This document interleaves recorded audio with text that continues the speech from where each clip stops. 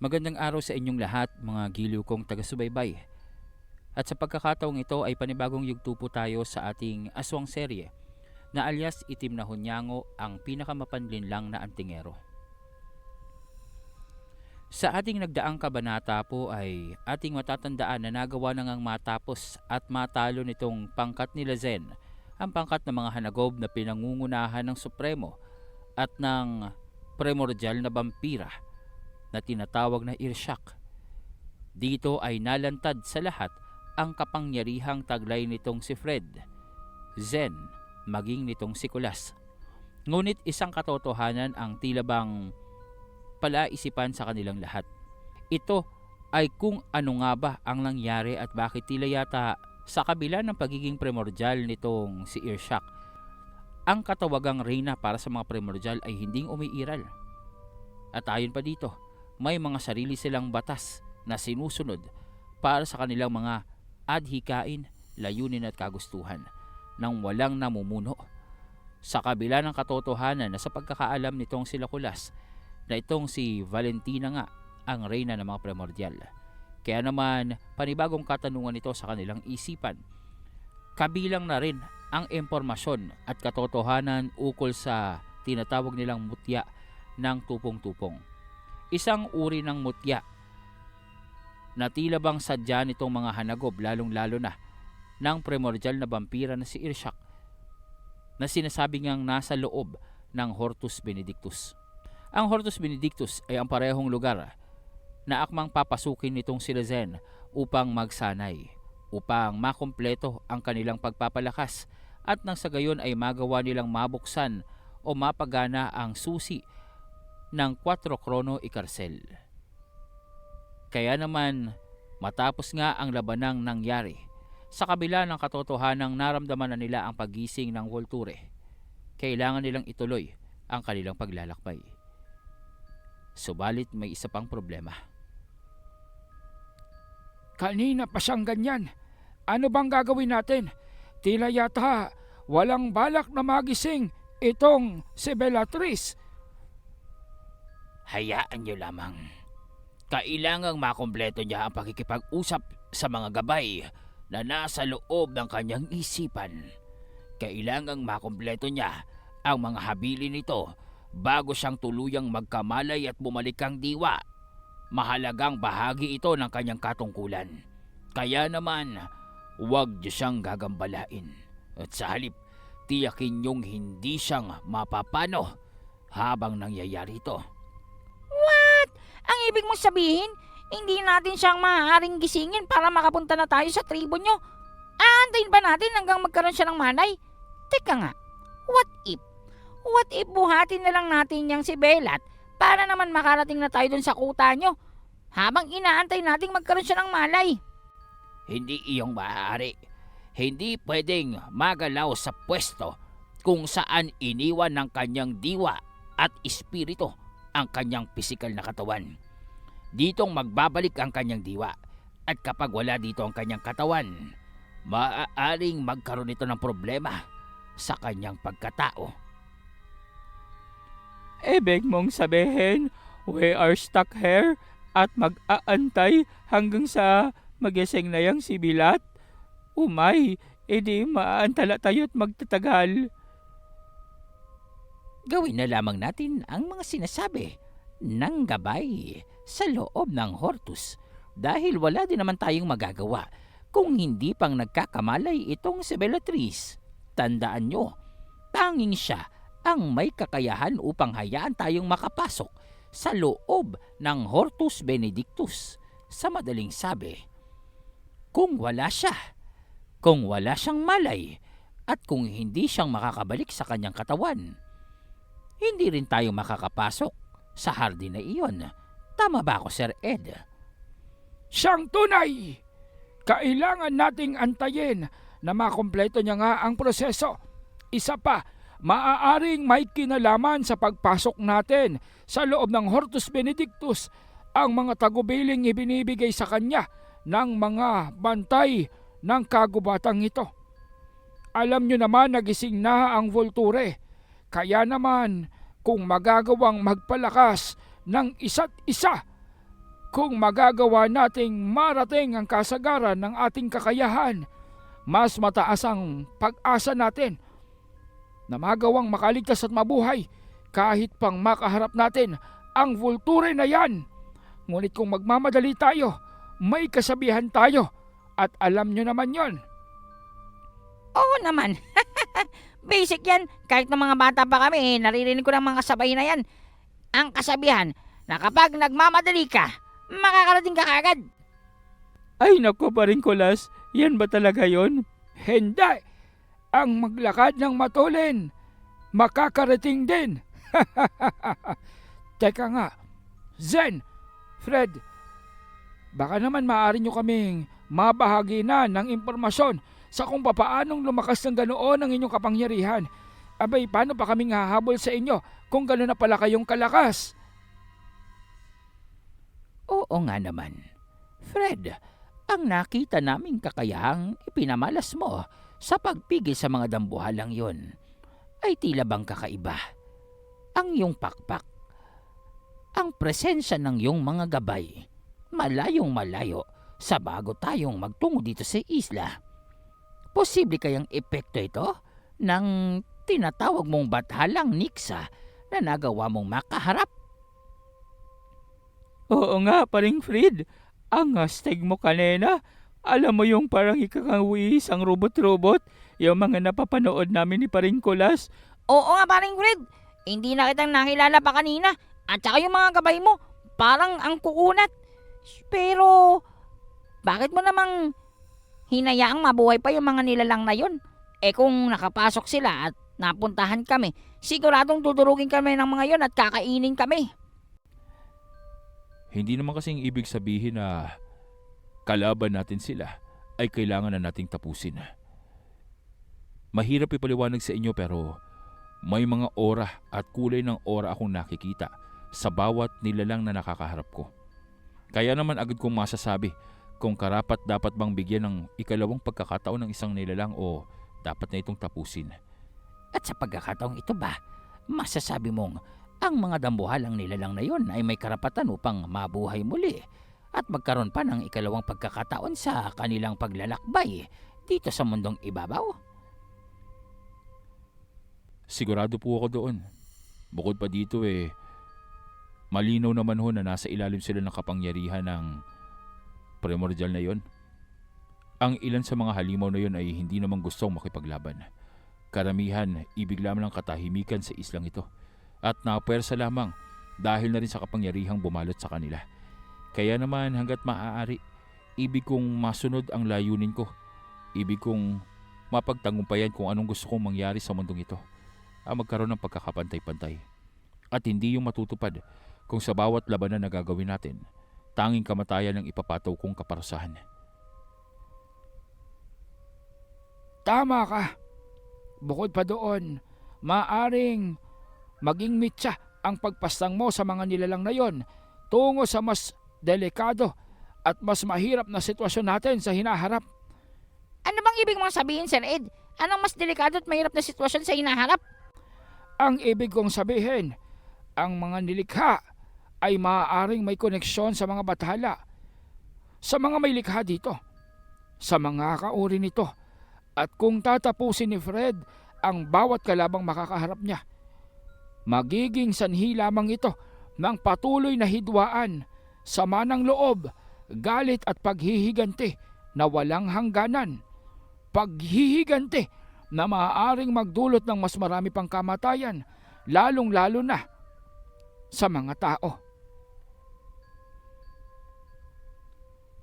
Matagal silang nanatili at patuloy na pinag-uusapan ng mga kaganapan sa labanan.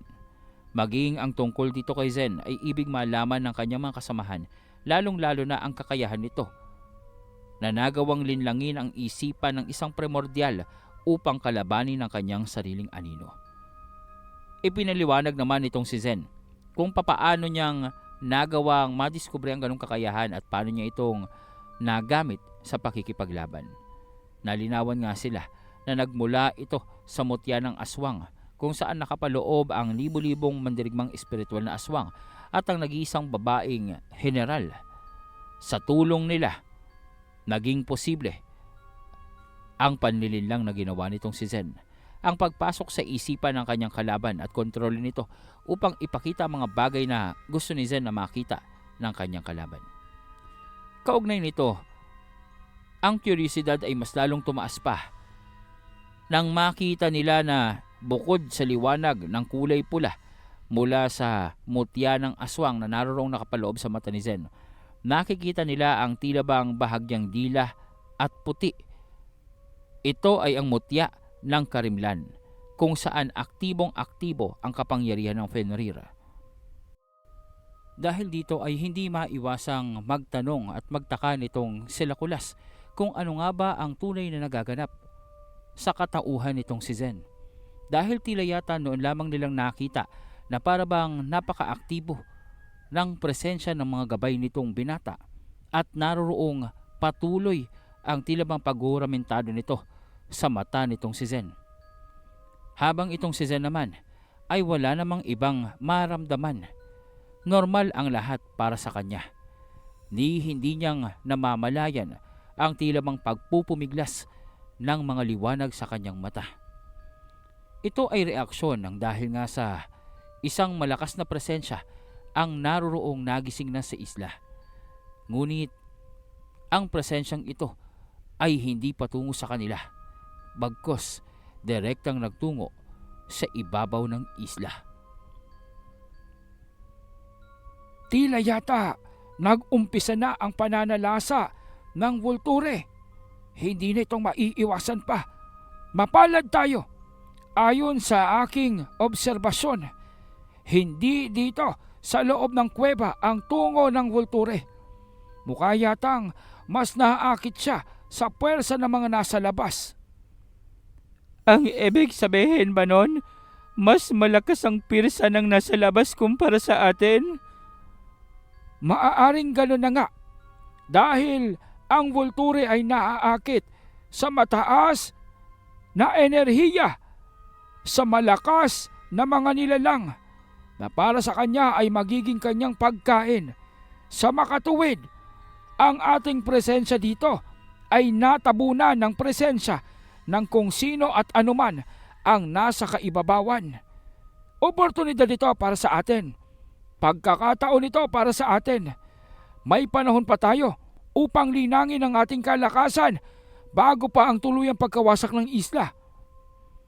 Kung malakas ang mga nasa labas, na sa palagay ko naman ay ganoon nga, sa tagal nilang namalagi dito sa loob ng kulungan, siguradong hindi silang basta-basang mapapabagsak ng Vulture.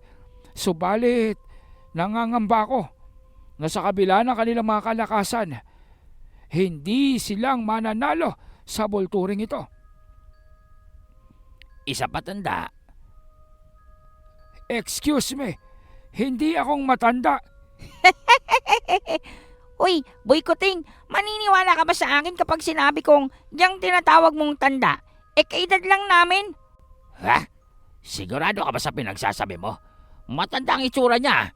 Oo, promise, cross your heart. Talagang kaedaran lang namin yan, sabi ni Sir Ed. Kaya nga napapaisip ako kung ano bang uri ng mga paghihirap sa buhay ang pinagdaanan niya. Alam mo yung parang inaalmusal niyang stress sa mundo? Pero legit, kaedaran lang namin yan, kaya naman wag mo naman siyang tawaging tanda. Bueno, ano ba ang ibig mong sabihin? Ang ibig kong sabihin, ang tinutukoy niyong Vulture ay isang orihinal na nilalang na matagal nang narito sa isla. Ibig bang sabihin dito siyang pinanganak? Nagkakamali kayo. Alam niyo bang ang isang Titan kapag namatay, hindi naglalaho ang puwersa at kapangyarihan sa kanyang puso? Oh, and then, ano naman ang ugnayan nun sa Vulture? Wag mong sabihin na ang puso ng mga Titan ay naging Vulture. Hindi. Ang mga puso ng mga namamatay na Titan at mga nilalang nakauri nila ay nagsisilbing tila bang dugtungan. Sa makatuwid, nagiging daanan ito ng mga nilalang na dapat ay wala sa mundong ito, kagaya ng Vulture. Parang isang malamlam na liwanag ang puso ng mga namamatay na Titan para sa kanila. At ibig sabihin lamang nito, daanan nito at posibilidad para sa kanilang paglalakbay sa iba't ibang dimensyon. Ibig sabihin, para silang mga isda na nakakita ng liwanag sa karagatan. At dito nga silang manginginain at uumpisahan sa kung sino man ang mga nasa taas. Kaya naman, kung kayo'y pahihintulutan ng mga kasamahan kong bantay ng Hortus Benedictus, sikapin nyo na magamit ang oportunidad na iyon upang lumakas bago nyong kaharapin ng Volture, dahil tinitiyak ko sa inyo, ang mga nilalang na nasa ibabaw ay hindi magtatagal. At alam nyo naman siguro kung ano ang mangyayari kapag naubos na ng Volture ang lahat ng nasa ibabaw.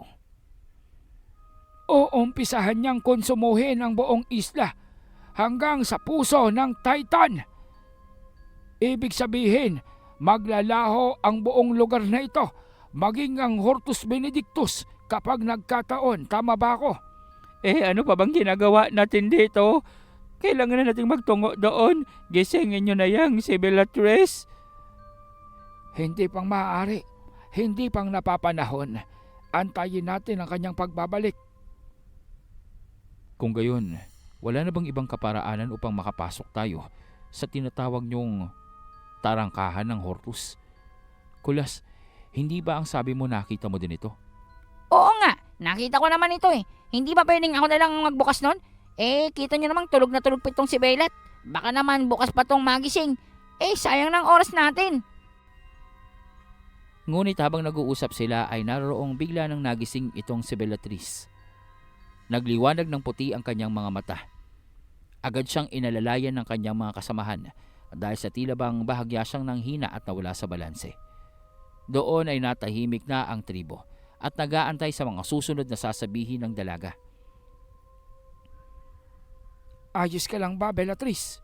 Uy, Belat! You are back! Mabuti naman, kanina pa kami nag-aantay dito. Balak lang nga sana naming buhatin ka eh. Ano, hindi pa ba tayong aalis? Ano sinabi sa'yo ng mga bantay na kasamahan nitong si Boy Kuting? Anong nangyari sa laban? Napatay niyo ba ang lahat ng mga hanagob? Huwag ka nang mag-alala. Patay na ang mga hanagob. Wala na sila. Wala na mga pinuno nila. At malayo ka na sa kapahamakan. Oo nga, tinapos ko na. Kung nakita mo lang kung paano kong winasak yung mga hanagob na yun. Ay nako, parang nabahag yung buntot ng iba at nagsilikas na. Teka nga, ano bang susunod natin gagawin? Ang sabi nitong si Boy Kuting, kailangan na naming makapasok doon sa Hortus at nagwawala na yung Volture doon sa itaas. Huwag kayong mag-alala. Nakipag-ugnayan na sa akin ang mga bantay ng Hortus at inaasahan nila ang pagdating natin doon. Tatang, tayo na. Kumilos na tayo. Dahil ang Volturing nagising ay hindi ang nakatakdang magising. Ano ang ibig mong sabihin? Hindi lang iisang Volturing naririto. Tama kayo.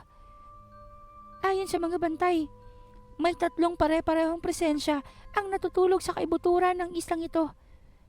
At hindi ang dapat na nakataktang magising ang bumangon. Ang ibig sabihin nito, nagawa niyang lamunin ang mga kasamahan niya. Kaya naman siya ang nabuhay. At ibig sabihin noon, hindi ordinaryong Volture ang nasa taas. Isang halimaw.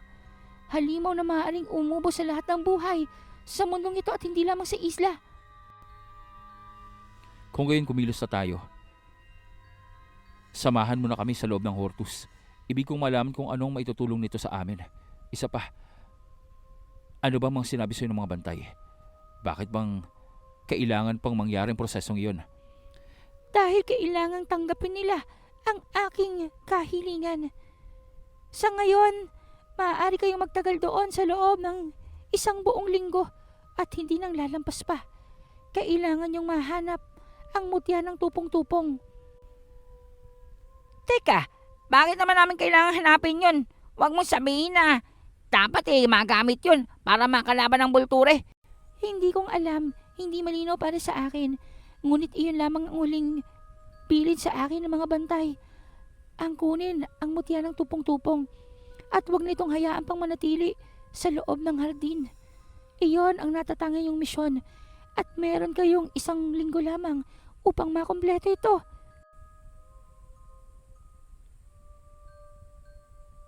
Hati ang opinyon ng mga naroroon. Bakit tila yatang ang pinakaiingatang mutya sa loob ng hardin ay ibig ipakuha ng mga bantay? Ano ba ang ibig sabihin nito? Ano bang peligro ang nakaamba sa lahat ng naroroon? At bakit nangyaring ang wulturing kaharap ng mga nasa taas ay hindi ang inaasahan? Anong ibig sabihin nila tungkol dito? Ano ang posibleng mangyari ngayong ang Volturi ay nakonsumo ang 2 pang uri ng puwersa na natutulog sa isla? Magkagayon pa man, anuman ang posibleng maganap sa kaitaasan, walang ibang kailangang pagtuunan ng pansin ang lahat ng mga antingerong nasa baba, kundi ang mapalakas ang kanilang puwersa, kundi ang magawang pumasok sa Hortus Benedictus upang maumpisahan ang misyong iniatang sa kanila ng mga bantay na hindi nilang kilala at hindi nilang nakita. Ang mga bantay na tanging itong si Bellatrix lamang ang nakakakilala at nagawang makipag-usap. Ilang saglit lamang ay sinapit nila ang tahanan ng mga taga-tribo. Doon ay hindi na silang nagsayang pa ng oras. Agad na inumpisahan ang ritual nitong mga taga-tribo na napapagitnaan nitong si Bellatrix. May kahabaan ang prosesong ginawa nito. Ang mga orasyon na inusal nitong dalaga upang makumpleto ang pagpasok ng mga antingero. Sa umpisa, hindi magawang makita ng ilan sa mga naroroon ang tarangkahan. Ngunit sa kalaunan, unti-unting lumitaw ang napakalaking daanan. Nagbukas ito ng tila bang otomatiko. At doon, isang nakakasilaw na liwanag ang sumalubong sa kanila, kasabay ng kakaibang uri ng usok na bumabalot sa kanilang mga katawan. Teka, ano itong mga usok na bumabalot sa amin? Mukhang kinukuha na kami ng langit. Bellatrix, anong nangyayari sa atin? Kumalma ka. Huwag kang mag-alala. Proteksyon yan ng Hortus Benedictus. Ibig sabihin lamang yan, nasa inyo ang patnubay at gabay ng mga bantay na naririto. Kaya naman huwag na kayong mabahala pa. Pero ano ibig sabihin nito? Saan tayo mag-uumpisa sa paghahanap ng mutya na tinutukoy mo? Parang ang lawak-lawak ng harding ito. Oo nga naman, Bellatrix. Hindi ba ikaw yung pinagpala at pinili ng Hortus? Baka naman may nalalaman ka at nasabi sa'yo ng mga bantay kung saan naming matatagpuan niyang mutya na yan nang matapos na tong misyon na to. Paumanhin, ako'y tagapangalaga lamang ng tarangkahan. Ngunit wala akong nalalaman tungkol dyan. Maski na mga bantay, hindi itong ibinahagi sa akin. Ayon sa kanila, ang nararapat na mata at mga kamay lamang ang makakakita dito. Kaya naman walang katiyakan kung lahat kayo ay makikita at matatagpuan ito. Ngunit malinaw ang sinabi ng mga bantay. Isa sa inyo ang makakasumpong dito. Kaya naman kumilos na tayo. Pasensya na kayo, Bellatrix. At mukha yatang hanggang dito na lamang kami. Hindi na namin kayong masasamahan pa sa loob ng hardin na yan. Bakit naman? Ayaw niyo bang sumama sa amin o ayaw niyo lang mapagod? Akala ko ba pinakaantay niyo din ang makita ang Hortus at makapasok dito. Kung nakikita nyo, walang usok ang bumabalot sa amin. Hindi kaming nilapitan ng usok na bumalot sa inyo. Sa makatuwid, walang patnubay ang mga bantay ng Hortus sa amin. At ikamamatay namin kung papasok kami dyan nang walang pahintulot mula sa kanila. Tama si Tatang. Gustuin man namin ang sumama sa inyo. Hanggang dito na lamang kami. Magbabantay kami at mag-aantay sa pagbabalik nyo. Susubukan naming protektahan ang lugar na ito hanggang sa mapagtagumpayan nyo ang inyong gawain. Tama sila. Kami antay dito labas. Huwag kayo alala. Gulyat bantay dito tribo. Bantay tarangkahan. Hindi ko kaya pasok pagkakalaban dito. Kaya gawin nyo lahat. Gagawin nyo loob. Tapusin nyo mission nyo. What? Pati si Gulyat hindi ding binalot ng osok? Malamang, sa laki ba naman yung si Gulyat? Kakapusin yung usok na bumalot sa atin. Baka magkulang pa. Magkaroon ng shortage. Paano yung kaibigan Gulyat? Magkita na lang tayo mamaya. Huwag kang mag-alala. Dadalang kita ng maraming pagkain at prutas. Tingnan lang natin kung anong mapapakinabangan namin dito sa loob. Well. Shall we or we shall? Tara na, umpisahan na natin tong paglalakbay. Teka lang, sandali lang. Bellatrix, tiyak mo bang ito ang daan ang dapat nating tahakin? Bakit pa rin, Zen? May problema ba dito sa dadaanan natin? Ano ba ang nakikita mo, Zen? Ano bang problema dito sa daanan? Mukha yatang tama itong si Zen. Pagmasdan nyo. 2 daanan ang ating kailangang tahakin.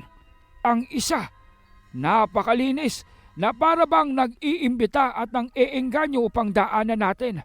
Habang ang isa naman, halos balot na ng mga damo at masukal. Ngunit, alam nyo naman siguro, ang mga kagaya nitong daanan sa maraming kwento kung alin ang dapat tahakin at hindi lang dapat pang ipaliwanag sa inyo. Pasensya na kayo. Maski ako, ngayon ko lang nakita ang daanang ito.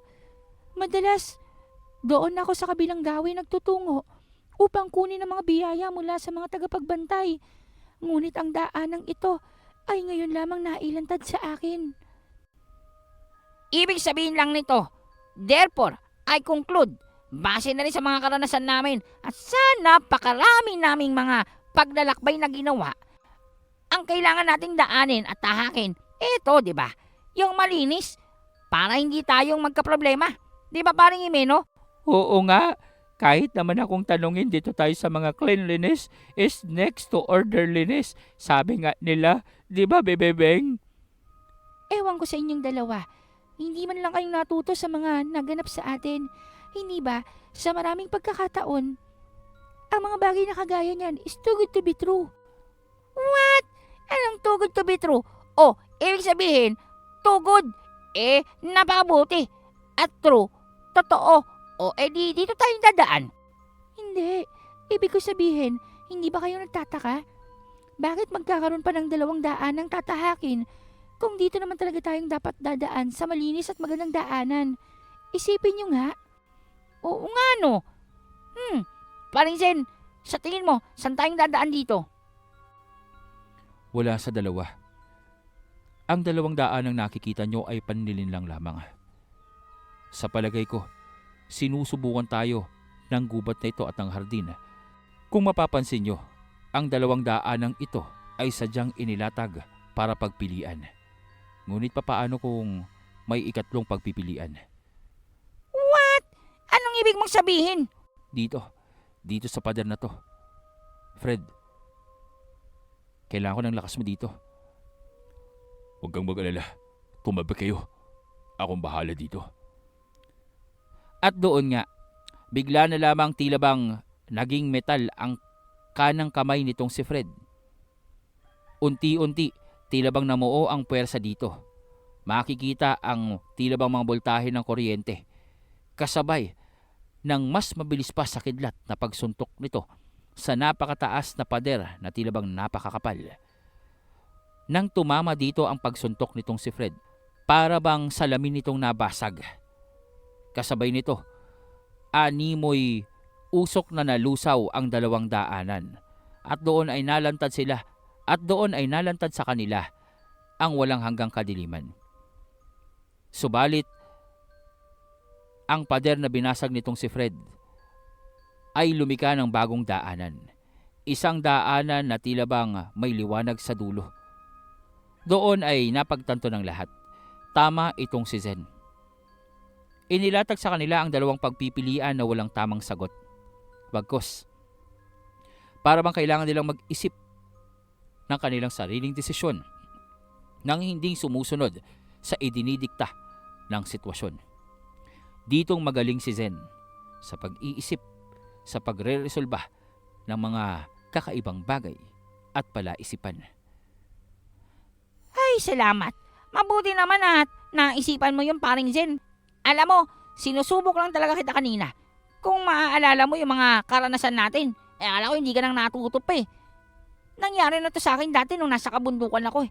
Pero, Magagawa kaya nating mahanap yung mutya ng tupong-tupong na yan bago tayong mahanap ng bulture?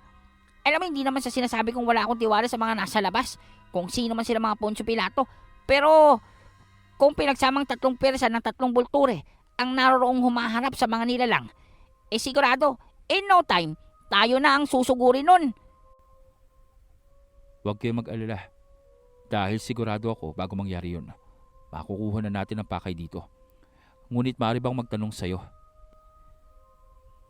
Bakit? Ano na naman ang gusto mong itanong sa akin? Magkaibigan tayo, pero wag naman sa lahat ng oras nakadepende ka sa akin. Sira, hindi naman sa'yo nakatingin si Among Zen. Ayun tinitingnan si Bilat. Bakit? Ano bang gusto mong malaman? Ano ba talaga ang pakay ng mga tinutukoy mong tagapagbantay dito sa paghahanap natin sa mutya ng tupong-tupong? At natitiyak mo bang mga tagapagbantay talaga ng hardin ang mga nakausap mo? Sila nga ang nakausap ko at malinaw ang kanilang instruksyon. Kailangang mahanap ang mutya ng tupong-tupong. Kailangang makuha ito sa loob ng 1 buong linggo. Kung hindi, mapapahamak ang lahat ng nasa isla. Bakit? Ano bang nasa isipan mo? Dito ay nagdadalawang isip itong si Zen na sagutin ang katanungan ni Bellatrix. Para bang may gumugulo sa kanyang isipan, ngunit sa pangkasalukuyan ay sinarili niya na lamang ito. Ibig niya pang makakalap ng impormasyon. Ibig niyang maobserbahan ang mga nagaganap sa kapaligiran. At gusto niyang malaman kung gaanong katotoo ang mga sinambit nitong si Bellatrix sa kanila. Nagpatuloy sila sa paglalakad sa daang hindi nilang tiyak kung kaligtasan ba o kapahamakan ang nag-aantay sa dulo. Napakahaba nito. Bagamat alam nila, batid nila, nakagubatan ng kanilang dinadaanan at ang kapaligiran ng dinadaanan nilang malatanel ay mga baging, tinik at mga punong tila bang nagsama-sama upang lumika ng isang tuwid na daanan na sa dulo ay liwanag. Ngunit wala namang magagawa itong sila Zen kundi tahakin ang daanang nakikita nila. Nang maya-maya pa, naririnig na nila ang lagaslas ng tubig. Malamig ang simoy ng hangin na tila bang basa. Ang tubig ay basa. Mukhang may buhay sa hangganan ng liwanag na ito. Ngunit walang katiyakan kung ang buhay na yon ay pabor sa atin. Anong ibig mong sabihin, Sir Ed? Gumagana na naman ba yung kapangyarihan mo bilang isang parang normal? Tama ka dyan, Kulas. Nararamdaman ko ang napakalakas na presensya sa unahan. Ngunit hindi ko matukoy kung ito ba ay kalaban o hindi. Kaya maghanda kayong lahat. Nagpatuloy nga sila. Minuto, oras. Napansin nila na parabang ang liwanag na abot kamay na nila ay papalayo ng papalayo, na parabang habang tumatagal, mas lalong humahaba ang daanang kanina. Akala nila ay maiksi lamang. Parang napapagod na ako dito, paring Kulas. Hindi pa ba tayong makakarating sa dolo? Bakit parang kanina pa yung liwanag na yan? Oo nga kahit ako napapaisip. Paring Zen, bakit parang sa paglalakad natin naglalakad din yung liwanag na nasa unahan? Sigurado bang yan yung labasan? Ano ka ba, sabay-sabay lang naman tayong pumasok dito? Bakit akong tinatanong mo? Sinusundan ko lang din naman yung liwanag na nakikita natin. What? May pasabi-sabi ka pang kanina na ang pagpili at pagdedesisyon natin ay nakabase sa ating mga sariling mga hinala, pakiramdam at mga haka-haka. Tapos, sasabihin mo hindi mo rin alam yung daanan? Bilib na bilib pa naman ako sa iyo kanina. Akala ko talaga alam mo yung daanan natin. Sinabi ko bang alam ko? Ang sabi ko lang maaring hindi yung dalawang dinaanan natin ang tunay na daanan. Pero hindi ko naman sinabing ito yung tamang daan para sa atin. Hindi ba, Sir Ed? Wag niyo akong idamay dyan sa mga usapin niyo. Tagasang-ayon lang naman ako sa inyo. Wow! Ngayon, pati ikaw, Sir Ed, nagpapalibre ka na rin. May patubig-tubig na basa ka pa. Baka gusto mong mabasa ka talaga dyan. Teka nga. Bakit hindi natin subukan yung liwanag na yan at mukhang tumatakbo sa atin? Teka nga, itong sayo. Ha! Ha! Paring Kulas, Ano bang inaasahan nating mangyayari dyan? Eh di ano ba nga ba? Eh di yung fireball ko. Bakit hindi lumalabas? Paring Kulas, ang tubig ay basa nga. Tingnan mo, basang-basa na kaya tayo dito. Kanina pa, hindi mo bang napapansin? Oo nga ano. Teka nga, bakit medyo malagkit to Sir Ed? Ano ba to? Doon ay biglang yumanig ang kanilang ginagalawan. Bigla naman na nakarinig sila ng tila bang dagundong, para bang kulog mula sa kalangitan. Subalit parang hindi, dahil animoy nagmumula ito sa kanilang tinatapakan. Wait. Bakit gumagalaw tong dinadaanan natin? Parisen, iba yung pakiramdam ko dito ah. Mukhang kailangan na nating bilisan. Magmadali kayo. Tila yata alam ko na kung anong nangyayari dito. Zen, kailangan nating gumawa ng daan. Kagaya nga ng sabi mo, kailangan wag nating hayaan na diktahan tayo ng sitwasyong kinakaharap natin. Kailangan nating gumawa ng daan upang makalabas dito. Dahil sa tingin ko, nasa loob tayo ng isang nilalang. Dahil sa mga sinabi nitong si Fred, nag-umpisang magpalit ng anyo itong si Kulas at ginawa ang hindi nila inaasahang pagkilos. Lumaki ang kanyang sandata. Pinaikot niya ito na parabang isang abaniko. Kasunod noon, ibinaon niya ito sa kanilang tinatapakan. Doon ay mas lalong lumakas ang pagdagundong. Tila bang ang kulog ay papalapit sa kanila. Hanggang sa makita nila sa likuran nila ang parabang lumalagablab na tubig na naroroong paparating sa kanila. Bilisan nyo! Tulungan nyo akong wasakin to. Mukhang malambot ang ilalim nito. Dito tayong kailangan dumaan. Maniwala kayo sa akin. I am the way. Tapusin na natin to. Mukhang nasa loob tayo ng isang halimaw ah. At doon nagsama-sama itong si Jimeno, Kulas, maging si Sir Ed. Tumulong na rin itong si Labeng upang mawasak ang inaataking parte ng daanan. Kasabay nito, sa huling pag-atake nitong si Kulas, habang itong si Lazen naman ay naroroong naghahanda, bigla na lamang naputol ang daanan. At doon, tila bang iniluwa sila at tumilapon sa ere. What? Bakit tayong lumilipad? Oy, tingnan nyo, lumulutang ako. Nasaan ba tayo? Mukhang galing tayo sa hiben. Tingnan mo pa rin, Kulas. Tingnan mo yung nasa taas. Wow! Ang laking isda naman yan. Teka. Huwag mong sabihin na dyan tayong dumaan kanina. Loko ka pa rin dyan ah. Pumasok tayo sa loob ng dambuhan ng lumilipad na isda.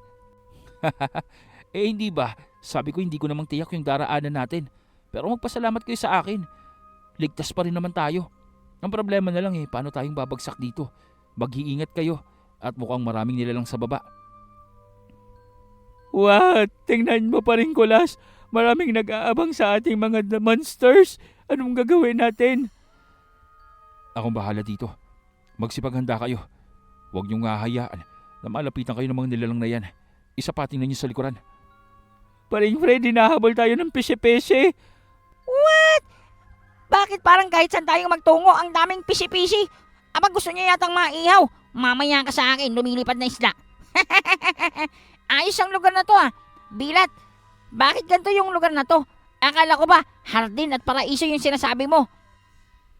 Wala akong sinabing hardin at paraiso. Ang sabi ko lang mahiwagang lugar. At nakadepende sa mga nagbabantay kung anong lugar ang ipapakita sa atin. Makikita ang napakalawak na lugar, mga kabundukan, mga lawa na labis ang laki. Habang sila ay naroroon sa ere, lumulutang at papabulusok, habang hinahabol ng dambuhalang isda kung saan silang naroroon sa loob at naglalakbay. Mabuti na lamang at nagawa nilang makaalpas o makatakas dito bago pang mag-umpisa ang pag-aalboruto nito. Dahil nga sa nahiwa ni Kulas ang bandang tiyan nito, naroroong unti-unti nagpapalit ito ng anyo at nagiging mabalasik. Nawala ang tila bang malaisdang itsura nito at sa halip, naging tila bang napakalaking uri ng tipaklong nito. Ngunit hindi ang natural na tipaklong na alam ng lahat. Dahil bagamat meron itong mga pansipit at mga matatalim na kamay sa unahan, makikita na para bang umaapoy ang bandang likuran nito dahil sa pagkaputol nito sa ginawang pinsala nitong si Lakulas. Dire-diretso ito na umaatake patungo sa kanila. Habang ang mga nilalang sa ibaba ay para bang mga inakay na ibon na nag-aantay sa kanilang pagbagsak. Wala nang magagawa pa dito si Fred kundi ang unahing ipagsanggalang ang kanyang mga kasamahan mula sa nilalang na malabalyenang nasa itaas na naroroong may mga sipit at matalim na kamay. Doon muling nakita nila ang arkanghel na tila bang balot na balot ng kakaibang baluti hanggang sa pakpak. Wala ang kanyang mga gabay, ngunit makikita ang kalakasan nitong si Fred. Solido ang kanyang anyo. Nangingintab ang kulay puting baluti nito. Maging ang kanyang ulo, balot ng proteksyon. At sa isang iglap, lumitaw ang magkabilang espada nitong si Fred. Agad itong lumipad patungo sa halimaw na kalaban. Makikita ang pagguhit ng malausok na aura mula sa kanyang likuran na nagkukulay puti at nagkukulay rosas. Doon makikita na rin ang mga krus na madalas niyang gamitin. Ngunit sa pagkakataong iyon, hindi ito upang maging bakod o harang. Bagkus, ang mga ito ay pumapaikot dito kay Fred. Mas maliliit ang bersyon nito.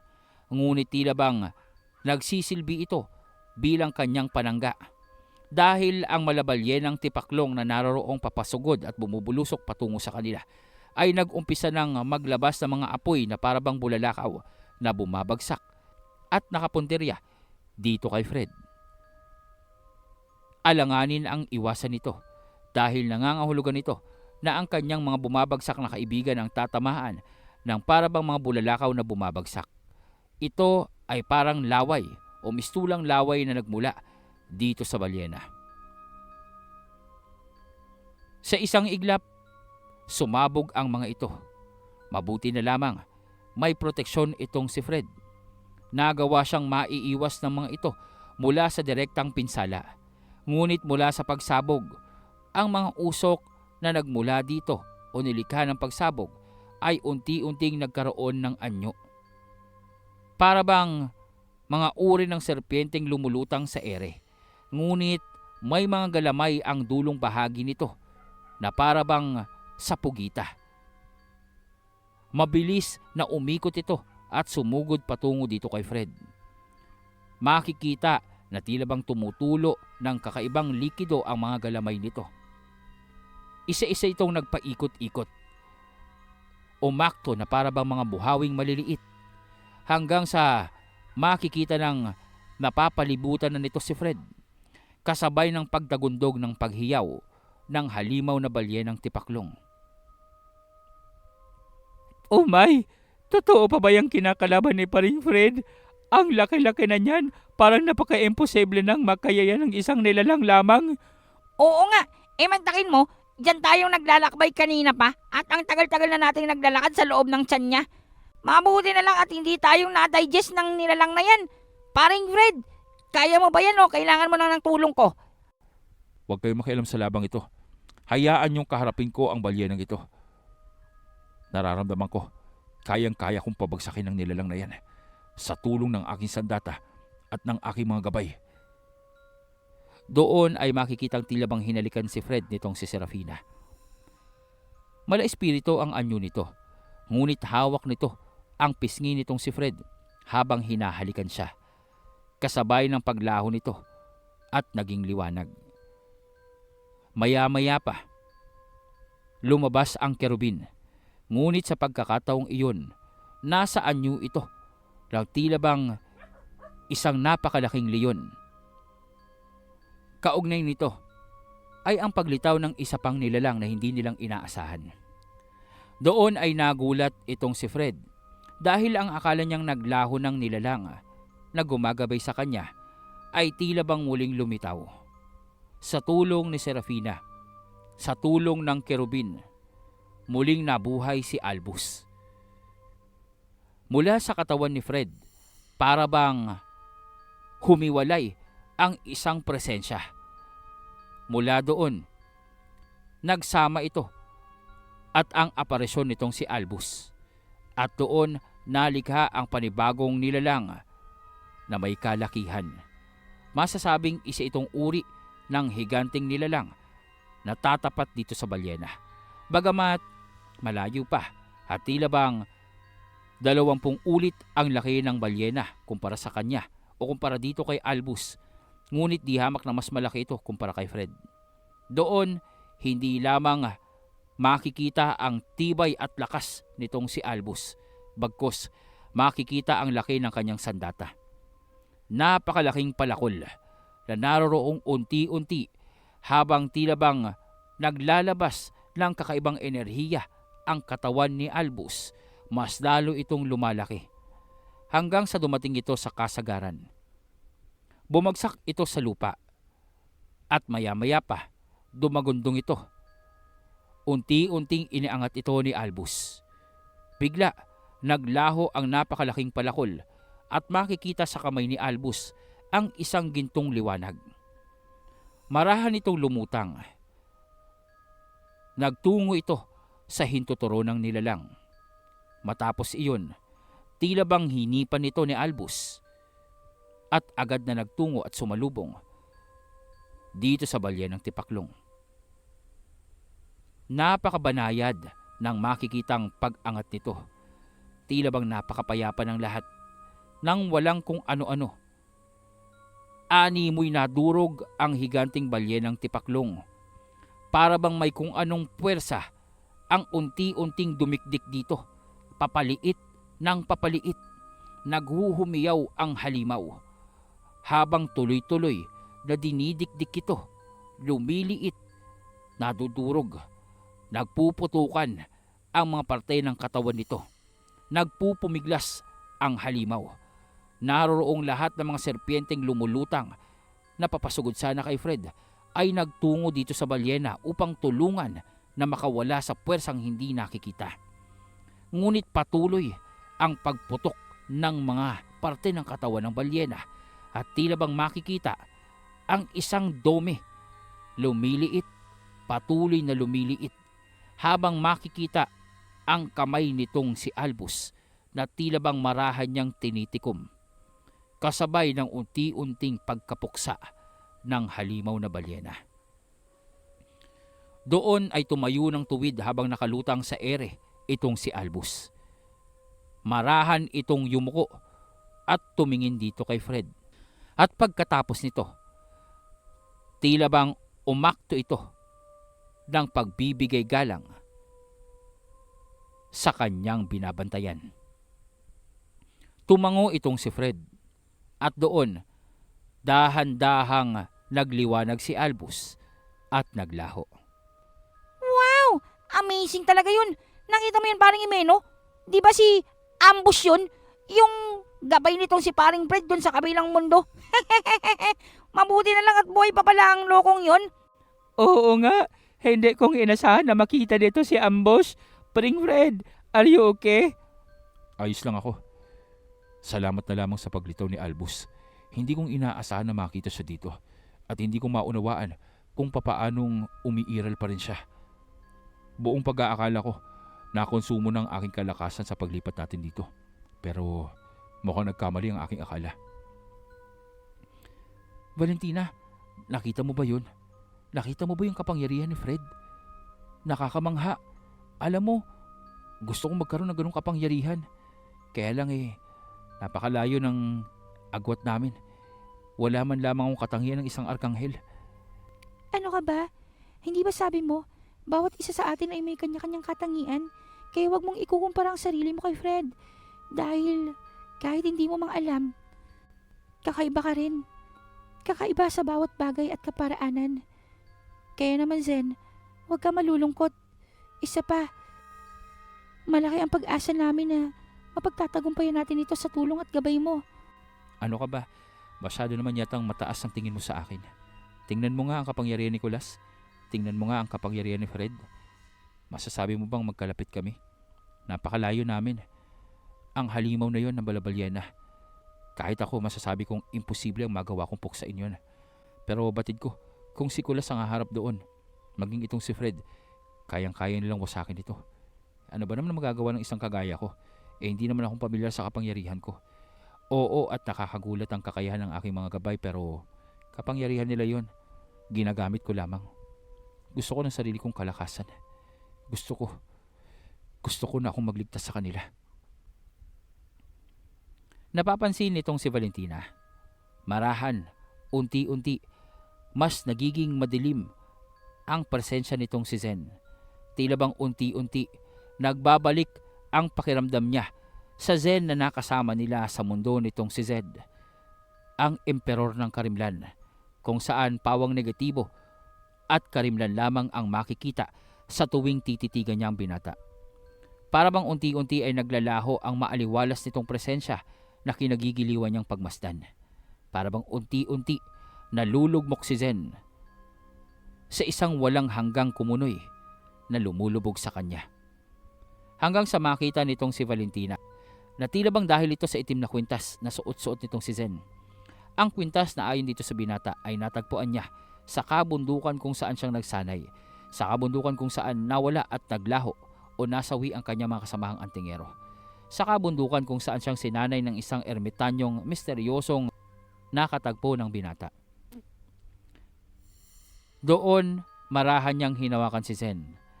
Ibig niyang payapain ang isipan at kalooban nito. Batid niya, sa kabila ng labanang nagaganap, may sariling laban na hinaharap itong si Zen sa loob ng kanyang isipan. Ito ay ang pakiramdam na tila bang walang magawa. Ito ang pakiramdam ng kalungkutan na sa kabila ng pangangailangan ng kanyang mga kaibigan sa kanyang tulong, tila bang kulang o hindi sapat ang kanyang kapangyarihan upang gawin ito. Tama itong binata. Oo, at malakas siya. Ngunit ito ay sa kadahilan ng malalakas na ang mga mutya na tinataglay niya. Ang mutya ng aswang at ang mutya ng Karimlan na di hamak na talagang bukod tangi kumpara sa lahat ng mga mutyang nalalaman nila. Nauunawaan niya ang saloobin ni Zen. Ito ay sa kadahilan ng walang kaidi-idiya ang binata sa kung ano ang tunay niyang kapangyarihan, kung ano ang kanyang kakayahan, at kung sino ang Zen na kilala nila sa mahabang panahon. Zen, ito lamang ang tatandaan mo.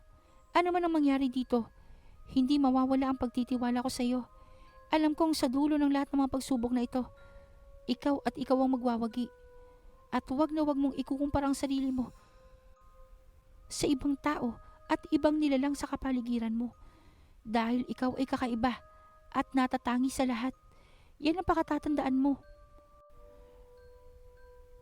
Sambit nitong si Valentina. Ngunit ang intensyon niya talaga ay ang pawiin ang namumuong enerhiya mula sa kwintas na suot ni Zen. Pasimple niya itong hinawakan upang basagin ang puwersang naroroong bumabalot dito. Sa pag-asang kapag ginawa niya ito, magbabalik sa ulirat ang binata. Nakikita niya na ang unti-unting pagdilim ng anyo nito. Kaya naman nang hawakan niya ang kwintas, naroroong tila bang gumapang ang napakalakas na boltahe ng kuryente sa kanyang katawan, kasabay ng pagkasunog ng kanyang kamay. Ngunit dahil dito, para bang nabasag ang puwersang naroroon at biglang umaliwalas ang mukha nitong si Zen. Nawala ang tila bang maitim na presensyang nasa kanyang bumabalot at naroroong bumalik ang maaliwalas na aura nito. Valentina, ayos ka lang ba? Bakit nila'y nasaktan ka? Anong nangyari sa'yo? Anong nangyari sa labanan? Among Zen, ayos ka lang ba? Kanina ka pang kausap ni Valentina. Bakit parang kakabalik mo lang? Where did you come from? Nandito lang ako. Hindi ko alam. Wala akong maalala. Teka, anong nangyari sa kamay mo? Wala ito. Dala lang yata ng kapangyarihang ginamit ko. Huwag mo nang pansinin ito. Ayos lang ba pakiramdam mo? May kakaiba ka bang nararamdaman sa loob mo? Ayos lang naman ako. Wala namang maramdamang kakaiba. Bukod sa na-excite ako sa mga mangyayari dito. Parang gusto kong malaman kung anong nasa dulo ng paglalakbay na to. At saka ano kayang itsura ng mutya ng tupong-tupong? Sa tingin mo, makukuha kaya natin to? Tsaka, kung posible, sino kaya ang maaaring gumamit nito sa atin? Pangalan pa lamang parang kakaiba na. Sir Ed, may alam ka ba kung ano ang mutya ng tupong-tupong at ano ang tunay na kakayahan nito? Bukod sa kaya nitong pantayan ng kapangyarihan ng iba. Zen, nababahala ako sa kalagayan mo. Inumin mo ito. Madali ka. Ano ho ba ito? Pampakalma at pampanumbalik ng iyong enerhiya. Ngunit hindi pa naman tayo nag-uumpisang makipaglaban dito. Maayos naman ang pakiramdam ko. Basta, inumin mo yan. Magmadali ka. Sir Ed, baka naman pwedeng ako din. Painom niyan at mukhang masarap yan ah. Loko, 2 lamang yan. At 50 taon kong inihanda yan. At pinalakas at pinagtibay upang maging puro. Kaya huwag kang ano dyan. Ito naman ni, ang damot-damot mo. Parinsen, baka naman pwede kang magtira niyan. Kailangang ubusin niya ni Zen. Madali ka, iho. Madali ka. Doon naman kahit nagtataka itong si Zen, agad niyang ininom ang likidong ibinigay sa kanya nitong si Sir Ed. Nabahala itong si Sir Ed.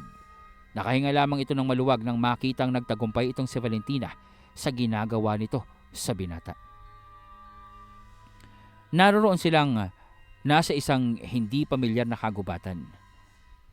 Nakikita niya ang tila bang kakaibang pangitain dito sa presensya at anyo ni Zen. Maging itong si Bellatrix, pansamantala, bahagya na namutla at tila bang natulala nang balutin ng kakaibang enerhiya itong si Zen mula sa kanyang itim na kwintas. Mabuti na lamang at alisto itong si Valentina at nagawang mapigilan kaagad ito bagong tuluyang lamunin itong si Zen. Nang matapos inumin ni Zen ang likido, mas gumaan ang kanyang pakiramdam. Doon, bumalik ang kinang ng kanyang mga mata at bumalik ang liwanag mula sa kanyang 2 mutya. Mabuti naman at umabot tayo. Valentina, mahusay ang ginawa mo. Ngunit sana sa susunod, abisuhan mo kami at huwag kang kikilos ng mag-isa. Alam mo bang napakapeligroso ng ginawa mo? Pasensya na, ngunit nag-alala ko kanina kaya hindi ko nang nagawa pang mag-isip ng maayos. Delikado ang naganap na yon. Mabuti na lang. Mabuti na lang. Fred, maraming salamat. Kung hindi mong ginawa ang proteksyong iyon, marahil natuluyan na tayo. Zen, ayos ka lang ba? Ayos ang bang kalagayan mo? May nararamdaman ka ba? Ano ba kayo? Halos lahat kayo magtatanong sa akin ng ganyan ah. Ayos nga lang ako at saka ang ganda-ganda ng pakiramdam ko. Parang bagong gising lang ako. What? Ibig mong sabihin, yung nagturo ng daanang yun hindi ikaw? Teka. Huwag mong sabihin na na-o-obsess ka na. Sinong sumapit sa'yo? Uy, kung sino ka mang nasa loob ni Paring Zen, get out of my life! Ano ka ba? Huli ka na at maayos na si Zen. Ang mabuti pa ay mag-umpisa na tayo sa paglalakbay. Bellatrix, may nasabi ba ang mga bantay ukol sa kung paano nating matutukoy ang kinaroroonan ng mutya? Ano ka ba? Hindi ka ba nakikinig? Di ba sabi niyang si Belat? Hindi naman sinabi sa kanya ng mga bantay. Mga kuripot yun madadamot. Teka nga, nasa labas si Boy Kuting. Wala na. Sa oras na pumasok siya dito sa hardin, magiging espiritu na lamang at presensya siya. Kaya hindi niyo nang makikita pa. Litong-lito ang lahat ng naroroon. Ang ilan walang ideya kung ano ang naganap kay Zen. Tanging itong si Sir Ed, Ninang, Fred, Valentina, ang naroroong nabahala dahil sa maliban sa mga halimaw na nasa paligid nila. Ang presensyang nagmula kay Zen ang labis na nakakatakot. Umabot ito hanggang sa itaas ng isla kung saan naroroon ang Volture. Kasalukuyan itong nagpapalutang-lutang at hinahanap ang mga nilalang na bagong dating pa lamang sa isla. Ngunit natigilan ito ng bahagya nang maramdaman ang presensyang nagmumula dito kay Zen. Mabuti na lamang at naagapan ito ng dalaga. Dahil doon, nagpatuloy ang Volture sa pagtungo sa bukana ng isla, kung saan naman makikita ang mga mula sa ibang teritoryo. Tingnan nyo sa itaas. Mukha yatang hindi na tayo mahihirapan pa. Para yatang ang Volturi na yata ang sumalubong sa atin. Hindi nga bang yan ang Volturi? Ngayon lang ako nakakita ng ganyang uri ng anyo ng isang nilalang. Ganyan ba ang Volturi? Parang hindi namang nakakatakot. Parang napakagandang alagaan. Sa tingin nyo, malakas ba talaga yan o baka pekel naman yung mga sabi-sabi tungkol sa kanya? Huwag kayong palilin lang sa mga nakikita nyo dahil hindi lahat ng nakikita ng mata nyo ay totoo. Ang Volturi ay isang mapanlinlang na nilalang na may iba't ibang anyo. Ngunit nangangahulugan lamang ito na mas lalong dapat tayong mag-ingat. Ang katotohanang naririto na siya. Nag-iisa lang ang nakikita ko. Nagkakamali ka. Dahil ang isang Volturi ay kumakatawan sa milyong-milyong nilalang na nagawa nitong higupin. Ibig sabihin nito, ang kamalayan ng lahat ng iyon ay sabay-sabay na gumagana sa loob ng anyong nakikita nyo. Kaya naman mag-iingat kayo at sa isang iglap. Doon ay hindi nang natuloy pa ang mga sinasabi nitong lalaki dahil isang liwanag ang tila bang gumuhit na bumura sa kanilang pangkat. Naglaho ang kanilang sasakyan. Walang naiwang bakas sa lahat ng nakasakay. Walang ni anumang buhay ang natira. Ito ay dahil sa liwanag na nagmula dito sa Volturi. Tila bang hininga na naroroong sumalubong sa kanila. Nakita ito ng iba pang papadaong pa lamang. Nakita ito ng ilan pang nilalang na naroroon na at nakapwesto na upang mag-abang sa isla. Nakita ito ng grupo ng mga nangangasiwa sa pagsisiyasat sa buong isla upang madiskubre ang lihim nito. Maging sila, nabigla at nakaramdam ng pagkahabag at takot dahil hininga pa lamang ng Volturi ang sumalubong sa pangkat ng malaking sasakyan. Nawala na ito. Seryoso ang nilalang na yan. Wala pang ginagawa. Nagawa ng mapuksa ang pinakamalapit sa kanya. Kailangan nating mag-ingat. Mukhang hindi magiging madali ang pagtapos sa kanya. Sino bang may sabing tatapusin natin siya? Kailangan natin siyang mahuli ng buhay. Ano? Huhulihin ng buhay? Ayos lang ba kayo o nahihibang na kayo? Nakita nyo naman ang ginawa sa mga kanluranin, di ba? Nabura dahil lamang sa hininga. Hindi silang maingat. Sino ba naman kasi ang tonto na haharap sa isang Volturi nang walang depensa sa kanilang katawan? Kaya ganun ang nangyari sa kanila. Kulang sila sa karanasan. Totoo ang Volturi. Ibig sabihin, abot kamay na natin ang kalayaan. Zen, ayos ka lang ba? Anong nangyayari sa iyo? Parang sa isang iglap may nakita kong mga dumadaong na barko. Pagkatapos, naglaho sila sa paningin ko. Hindi ko maintindihan. Parang totoong totoo. Parang naroroon ako. Tapos may liwanag. Pagkatapos, hindi kong alam Ano ba yan, paring Zen? Ano bang tinira mo? Parang high na high ka. Kanina bigla kang nawala sa sarili mo. Ngayon, sasabihin mong naglalakbay ka at meron ka namang nakikita mga barko. Aba naman, teka lang. Mukha yatang iba yung tama sa'yo ng kinain nating manok ah. Ang mabuti pa siguro ay magpahinga tayo dito. Maaring epekto ito ng naganap kanina. Kulas, Himeno, kailangan nating maghanda dito. Kailangan natin ng depensa. Pansamantala, dito muna tayong tumigil. Delikado kung magpapatuloy tayo. Maaring iba ang epekto ng kagubatang ito sa bawat isa sa atin. Tama si Ninang. Kailangan nating pag-aralan ng kapaligiran. Maaaring may kung ano o sino ang nagdudulot ng kakaibang epekto sa ating mga pangangatawan. Kaya naman kailangan nating maiwasan ang magpadalos-dalos. Zen, manatili ka lamang dito at huwag ka na munang kikilos. Alam nitong si Sir Ed kung ano ang posibleng nangyari. Batid niya na hindi lamang ilusyon, batid niya na hinding halusinasyon ang nangyari dito kay Zen. Ngunit masyadong maaga pa upang magkaroon ng konklusyon. Ngunit may kutob siya.